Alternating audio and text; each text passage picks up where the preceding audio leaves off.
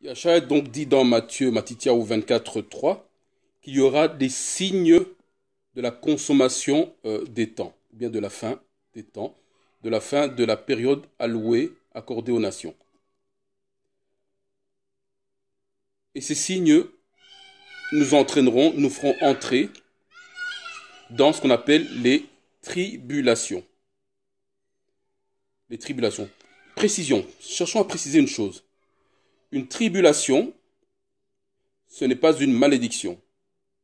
Ce sont deux choses différentes. Une tribulation n'est pas une malédiction. Qu'est-ce qu'une malédiction? Prenons rapidement Deutéronome 28:15, Varim 28:15. Je lis. C'est Yah qui parle par la bouche de Mosha. Et si tu n'écoutes pas la voix de Yah, ta puissance, pour prendre garde à pratiquer tous ces commandements et ces statuts que je te commande aujourd'hui, il arrivera que toutes ces malédictions viendront sur toi et t'atteindront. Ici, on nous parle de malédiction. Et à partir du verset 16 jusqu'au verset 45, on nous cite toute une série de malédictions. Vous pouvez prendre le temps de lire ça calmement à la maison. Et la plus grande, je dirais, malédiction, ce qui caractérise le plus la malédiction, c'est quoi? C'est l'esclavage. Et cela, on a ça dans Genèse 15:13. Si on lit rapidement Genèse 15:13.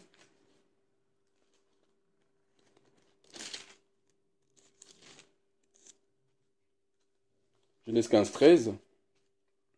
Je lis. Et Yah dit à Abraham, sache certainement que ta semence séjournera dans un pays qui n'est pas le sien. Et ils la serviront et l'opprimeront pendant 400 ans. On parle ici de l'esclavage. Donc l'esclavage fait partie, c'est ce qui cristallise ou bien caractérise les malédictions. Qu'est-ce qu'une malédiction finalement? Eh bien le mot hébreu pour malédiction, c'est tout simplement kalala. Kalala, c'est le mot hébreu pour malédiction. Et ça veut dire rendre vil, rendre exécrable, être du vent, être compté pour du vent, être léger, être insignifiant. Tout ça, c'est malédiction. Donc c'est l'état dans lequel, pendant l'esclavage, c'est l'état dans lequel nous, nos ancêtres, et bon, tous les Bani Hachacha là, se trouvaient dans cet état-là.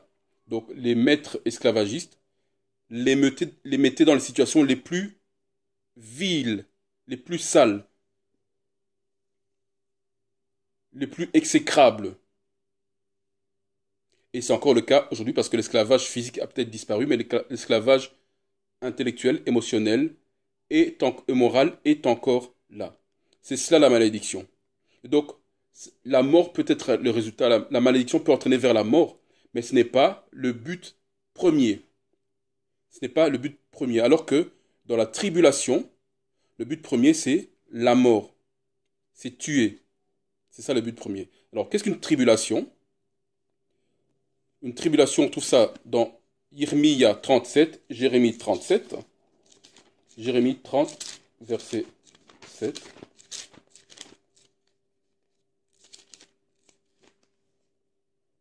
Jérémie 30, verset 7.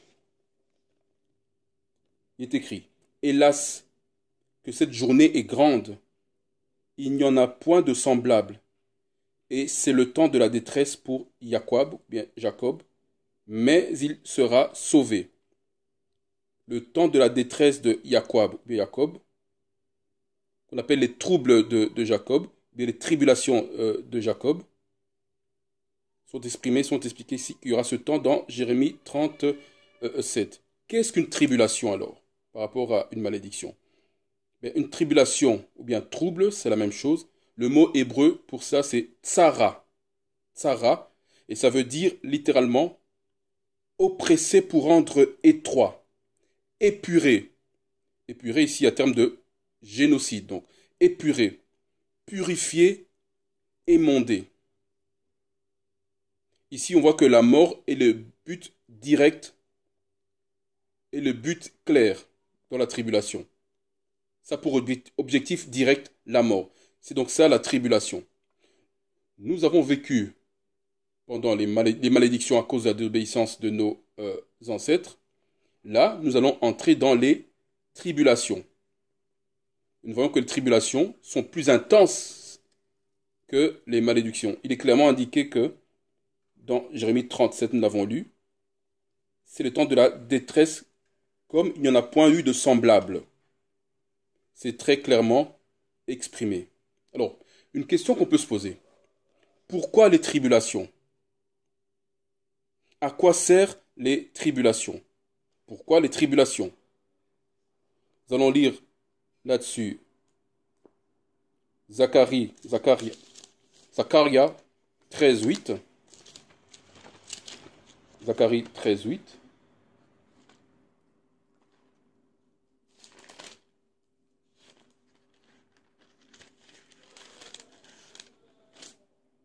Zacharie 13:8, je lis. Il arrivera dans tout le pays d'Ia que deux parties y seront retranchées et expireront, mais un tiers y demeurera de reste. Donc il nous dit ici que 2 tiers seront retranchés, expireront, bien seront tués. Il restera un tiers. Lisons Jérémie 30:11, Irmia 30:11. Retournons dans Jérémie 30:11.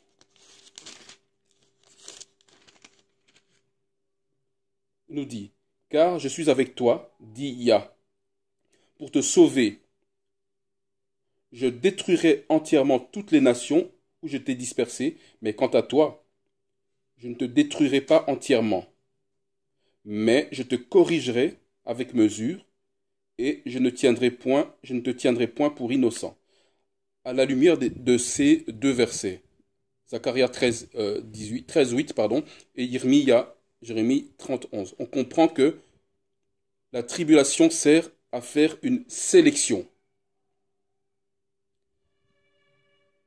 C'est pour sélectionner. Le mot pour tribulation, bien retrait, c'est karat. Karat, qui veut dire littéralement éliminer ou tuer. Donc on voit que le but de la tribulation, c'est tout simplement opérer une sélection. Choisir, éliminer une partie et garder l'autre partie. C'est ça le but de la tribulation. Donc Yah permet qu'on passe par la tribulation afin d'épurer son peuple, afin que tous ceux qui doivent être éliminés soient éliminés et ceux qui doivent rester, bien être gardés, restent. C'est ça le rôle, l'objectif de la tribulation. J'espère que c'est clair pour tous. Alors, maintenant c'est encore une petite introduction. Nous allons entrer dans le vif du sujet. Les tribulations. Que sont-elles? Comment vont-elles se manifester? Les tribulations. Alors, pour rappel, je dis où on trouve cela. C'est dans Genèse, bien Bréchite 15:13, nous l'avons lu. Deutéronome, bien Dvarim 28:15. Yirmiya, bien Jérémie 37, nous l'avons aussi lu. Matityahu, que nous allons lire, 24. Plusieurs versets dans le chapitre 24. Alors, commençons par Yirmiya 30. Nous allons lire le verset 8 à 11.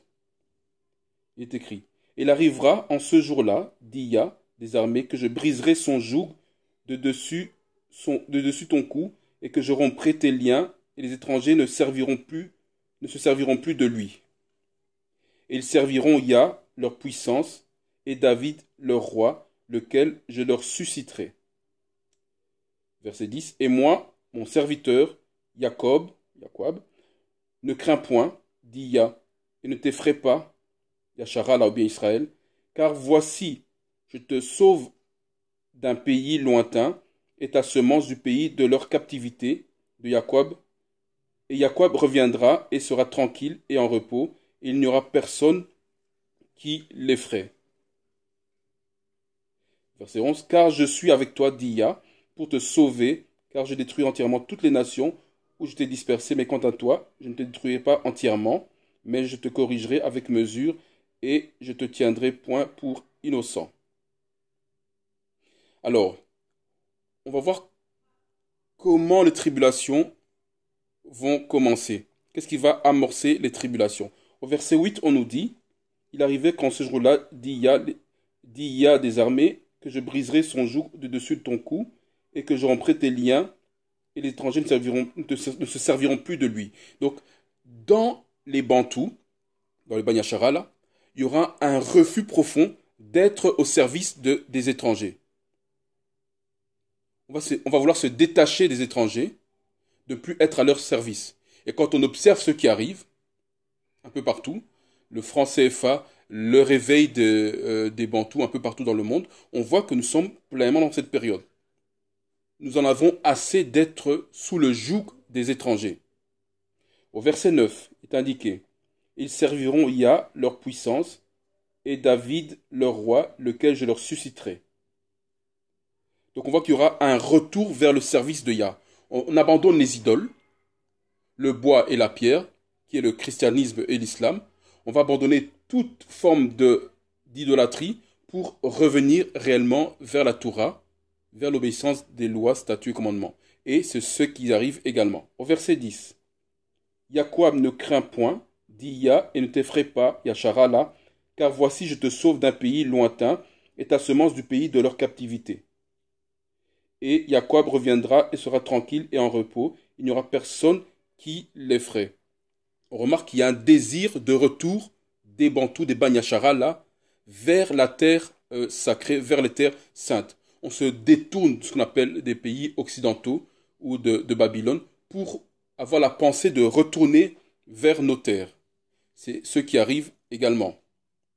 Et au verset 11, car je suis avec toi, dit Yah, pour te sauver, car je détruirai entièrement toutes les nations où je t'ai dispersé, mais quant à toi, je ne te détruirai pas entièrement, mais je te corrigerai avec mesure, et je ne te tiendrai point pour innocent.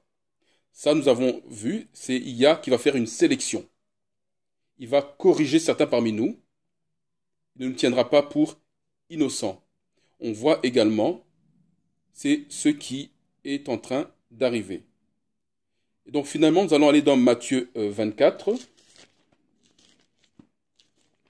où là nous avons vu les signes avant-coureurs des tribulations, ce qui va entraîner les tribulations. Là nous allons entrer dans les tribulations proprement dites, Matthieu 24.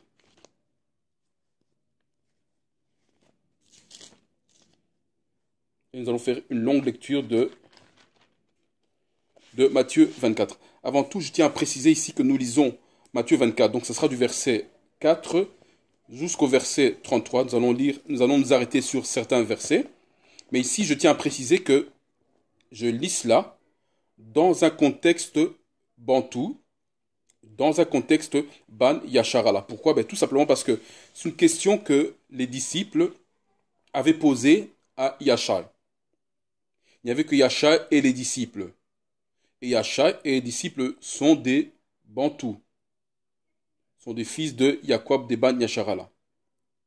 Donc ici, je précise bien le contexte, c'est un contexte bantou. Comme ça, c'est clair pour nous.